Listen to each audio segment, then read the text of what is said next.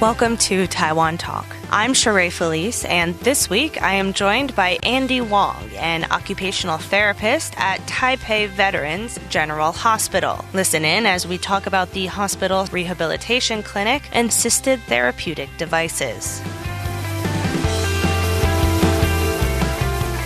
Welcome, Andy. Hello. So tell me what you guys do and tell me what it's like being an occupational therapist at Taipei Veterans General Hospital. Okay, actually I am from the Department of the Rehabilitation and the Technical Aid Center from Taipei Veterans General Hospital, as long as Taipei VGH. We are not only provided rehabilitation service, but also assistive device. Assisted devices? Yeah, okay. Just like the glasses. The glasses is the assistive device, the wheelchair, the walker.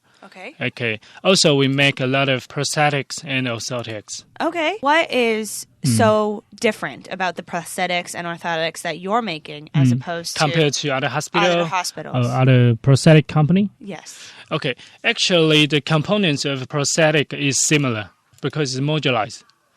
But the strength of our department is the service. Because we can provide a whole package service due to our multidisciplinary team. We have doctor, the therapist, the prosthetist, and the social worker. We got different professionals. So just like one-stop shop, we can provide the whole service. The doctor will give you a diagnosis. The therapist will teach you how to use, how to wear the assistive device. And the prosthetist will make the process and fix it. Okay. Yes. What is your most common prosthetic that's being given out to people? What accidents are you seeing the most? Mostly is the below knee amputation. We call the BK processes. Mostly is from diabetes or traffic accident. And what do your prosthetics look like? Have there been more technological advancements in the way prosthetics look and are used, or do they still look quite robotic? The appearance of the prosthetic is similar. Not still robotic. Yes, still robotic, but we can use some like soft form to make the shape of limb. Okay. Yes. And are prosthetics and orthotics covered in the national healthcare system? Is that covered? You mean the subsidy? Is it subsidized? Yeah. Yes, we have the certified assistive device evaluator to assist the need of patient to get how much subsidy they can get from government. Okay. Yeah. So you're saying that what makes your hospital special is that it provides a one-stop shop for people who need assisted devices. Yes. Okay. And I'm wondering, is that necessary for people who need an assisted device? Because in the past, a lot of hospitals or a lot of companies that have provided assisted devices, they don't provide social work. They don't provide all of the things that your hospital is providing. But why has your hospital found it necessary to provide those different aspects? Because we are the first assistive device in the rehabilitation institute in Taiwan. So that's the government's order built to service people who need an assistive device. The other company is just for profit. But we provide service. Service is the most important. Okay. Yes. So you said the Taipei Veterans General Hospital has the oldest rehabilitation clinic in Taiwan. Yes. When was it founded? 1949. Okay, 1949. And since 1949, what were the first rehabilitation services that you guys provided? Prosthetic, because that was after World War II. Yes, after World War II, so they got many soldiers get hurt and lost their limbs. So the government says we need a hospital to make some prosthetics for these veterans. Okay. So that's the origin of our department. What would you say is the most complicated or hardest prosthetic that you guys currently have at the hospital? The prosthetic itself, it doesn't make complicated. Complicated is the illness. So what's the most complicated illness? Like OGS tumor, bone tumor. The cancer. Okay. Yes, because the cancer will meta to other region of body because they got a chemo. They got a chemotherapy. So the stump is the limb, the residual limb of our body. Okay. Stump. So the stump will shrink or will shrink fastly. Yeah. So it's the shape of the socket. Socket means the prosthetic, the upper part. The socket will we have to change very rapidly. Okay. So it's difficult to fit on the patient. Okay. Right. Do you guys make prosthetics for children? Yeah, sure. Yeah. Yeah, because I am also a certified prosthetist. So I have made prosthetic for maybe 6-year-old children. It was car accident. Yes, so he lost his leg, and the difficult part is to make her not to cry. Yeah, so I make one for her, and he trained well. But the difficult part is because children grows fastly, so we have to maybe 3 months to change a socket for her. Right. Yeah. So how does that work? Is it every 3 months, are you just changing the socket, or do you have to, because kids grow so fast, as you said, do you have to change the length of? Yeah, sure. Yeah. Change the foot, the artificial foot, because his intake feet is grow up, so the processed feet, artificial feet, need to get more size, bigger and bigger, and the angle of the processor need to adjust because she or he will grow up. Okay. Yeah. So what are some new technologies that are being used in prosthetics today? Like old time, we use metal, wood to make prostheses, but now we will use also metal but lighter and stronger, or like carbon fibers. Okay. Yes, it's more lightly, more strong than before. In the upper arm, we use the myoelectricity. We use muscle to control the prosthetic because we will put a sensor on the receiver limb, put a sensor on the muscle, and then we try to maybe flex. We try to flex the artificial limb, will flex as well. Wow. Yes. Okay. Yes, that was a new technology. We don't have to use the cord, the strap to tight the prosthetic to get a function of the hand. We use the muscle power. Okay. Yes. And how long does it usually take for someone to learn how to be comfortable using a prosthetic limb? Comfortable is awkward. Maybe I say 3 months. Because firstly, you have to get used to the socket. To fit your limb in the socket, that will take time. And secondly, you will to learn how to use it. Maybe like myoelectricity, you have to train in the power strength of your muscle, so you can get how strong your artificial limb will perform. Okay. Yes. Does it hurt going into the socket? Yeah, the beginning will be hurt. Have you guys developed any type of therapy or prosthetics for people who have been paralyzed from the waist down? You mean the spinal cord injury? Yeah. Because they got their limb, they don't need a prosthetic. But we will provide orthotic like trunk and the lower limb orthotic. Okay. Yes. Which is what? Which is just like a robot. You say the robot and cover the whole lower body. Okay. Yes. The newest technology is, the name is iWalker.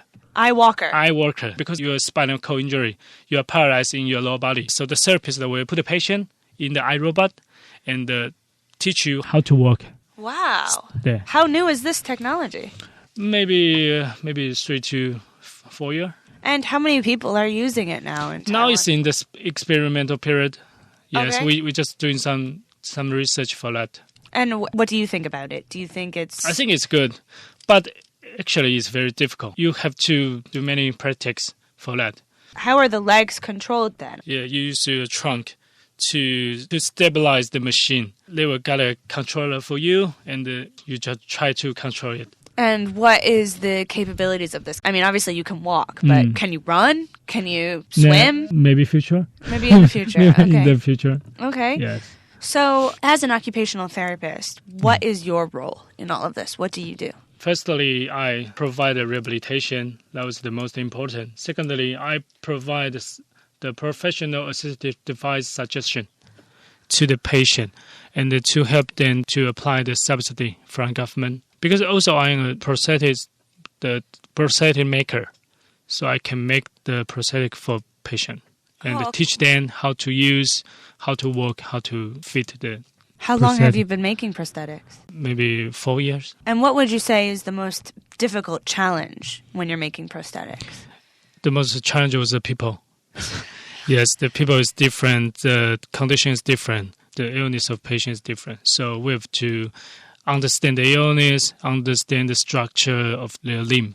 So whether or not you lose a limb from diabetes or you lose a limb from a car accident, is the prosthetic leg the same? Or does it vary from illness to illness? So prosthetic component is not depends on what illness you get. It depends on what kind of process and what activity you want to do. For example, there was a young man lost his limb by car accident, has good physical condition, so he can get back to work and get back to life quickly. So we will provide some more stronger feet and a more flexible joint, like carbon fiber foot. So those are for people that want to be very active. Yeah, be active and want to be active in their life. On the other hand, the process is for the elderly. We just use the normal, the safe one. So how much would a prosthetic limb cost me out of pocket? Minimum is 40,000. Out of my pocket? Yeah. Okay. But you can pay the 1 million if you wanted the best prosthetic, the myoelectronic tech.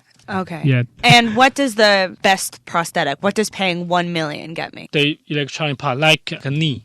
We have the microcomputer to control your knee. You can link on the app to control the speed of the walk speed. And you can go swim. You can go to ski. Oh, wow. You can do everything if your body allows you to do that activity. Wow. Do you think sometimes the prosthetics that are coming out are more powerful than functional legs? Definitely. Really? Definitely, yes. Human body is weak. Okay. Yes, because it was made from the high technology, the high technology metal, the components was very strong. So the flexibility also well. So if you put maybe 80% strength to that process, that will return to you maybe 120, the energy return. So potentially someone with two prosthetic limbs could run faster than they did with two legs. Yeah, that's possible. Wow. Yes. So when someone thinks about prosthetics, we think about legs and arms. Mm-hmm. But are there other types of prosthetic devices that your rehabilitation clinic makes? We mostly to do the prosthetic for the limbs, but not for the eye, for the ear, for the nose. That was other professional. So no. So No. so if We I don't do needed any. needed a nose or an eye or an ear, I guess I wouldn't go to your. Yeah, you don't come here. If you come here, I will give you the contact information of other institute. Okay. Yes. So what are some of the other services that your clinic provides? We provide other customized assistive device, like I say, the body brace, like insole, like the insole in the shoes. Actually, now the insole is the most important part in our department. Okay. Yeah, customized, not only for the patient, not only for the illness people. We provide the normal people, not for the sporter. When you say insoles, do you mean just regular insoles that you Not put in sock shoes? liner. Okay. It's customized, so we can take the mold from your feet by cast or by anything to get your phone, and then we do the model, the mold, train the mold, and to make better structure of that, and we made a customized insole on that. And what can this benefit? What can having a customized insole in your shoe benefit? You can get a good posture, good alignment, because let me give you an example. Many people now has functional flat foot, means their arch. You know, the foot get an arch, right? The arch will collapse. The most common symptom was the pain. We will make a customized insole to provide a support for your feet. Yes, we will get enough arch on your feet to support. Take away this pain. Yeah. And is someone who is not an athlete, would they have use for these arches? Definitely. The customized insole will provide a correct structure for your feet. So when you run, the insole will get you enough support when you're running. The purpose of insole is to redistribution of the foot pressure, to balance it. Okay. So you got balance on your feet, and you run you'll be faster and very comfy. And let me ask you, are insoles also subsidized by the NHS? No. No, that you have to pay. You have to pay. So how much is an insole? 5,500. Yeah. 5,500 per insole, or for A pair of insole. for a pair of insoles? Yeah, pair. Not the only one. I'm the only Yeah. one. Okay. So, would you say that this is becoming more popular now? Are you seeing more people come to you for these insoles? Yes. Yeah. Yes, because modern people always focus on their body. They talk about the prevention medicines. So maybe you don't have the symptom now, but in the future, you may. If you want just to get information about the device, you just come. We got a professional to share the suggestion for you.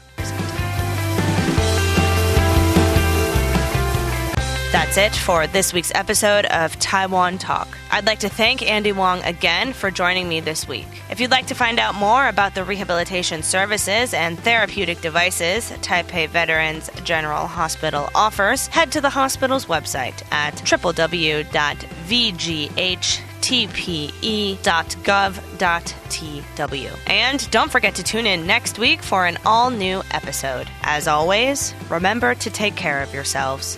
I'm Sheree Felice.